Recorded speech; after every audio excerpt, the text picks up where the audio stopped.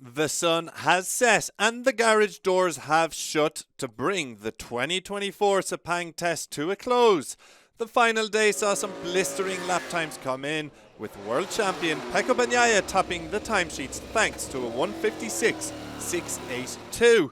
4 riders in total dipped into the 156s, and all 4 were on a Desmos Edici machine as Jorge Martin, Enea Bastianini and Alex Marquez slotted in behind Bagnaia, while Marc Marquez sits 6th on the timesheets. There was even better reading when looking at the sprint simulation times over 9 laps, with VR46 new boy Fabio Di Gianantonio clocking the quickest effort ahead of Bastianini and Martin. In terms of testing, we saw factory riders Bastianini and Bagnaia work on their full-spec 2024 machine, while Prima Pramax Martin did back-to-backs with his 2023 machine, while he also looks to have made a final decision on an aero package, opting for the latest update. The final day in Sepang has certainly seen the Bologna Bullets send a massive statement of intent to their rivals ahead of 2024.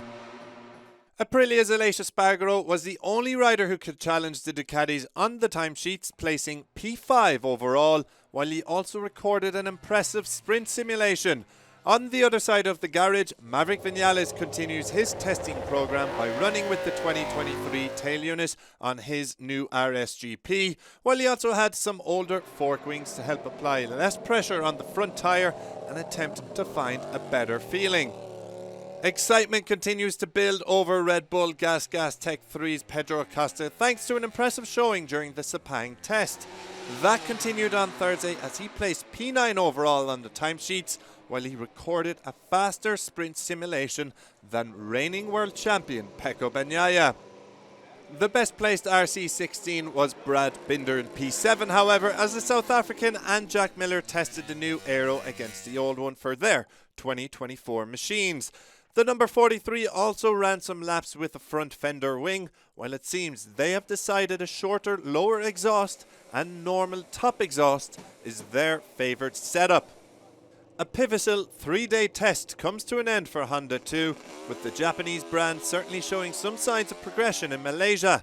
Factory rider Joan Mir sits P10 on the timesheets with a lap that is 1.1 seconds quicker than his qualifying effort here during the 2023 Grand Prix.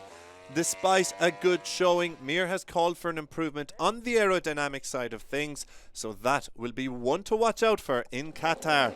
At LCR, both Taka Nakagami and Johan Zarco continue to try a number of different combinations on their machines, but all 4 riders appear to agree that the latest spec bike is their best.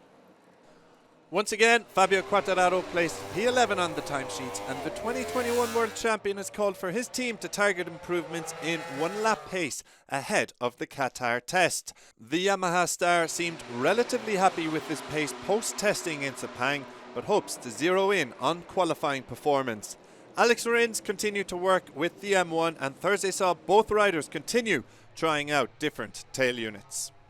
That's a wrap then for the 2024 official Sepang test. It seems all teams have made big improvements, but it's Ducati who have shifted the goalposts. 2 more days of testing awaits in Qatar from Monday, February 19th, and you can keep up to date with all the action on MotoGP.com.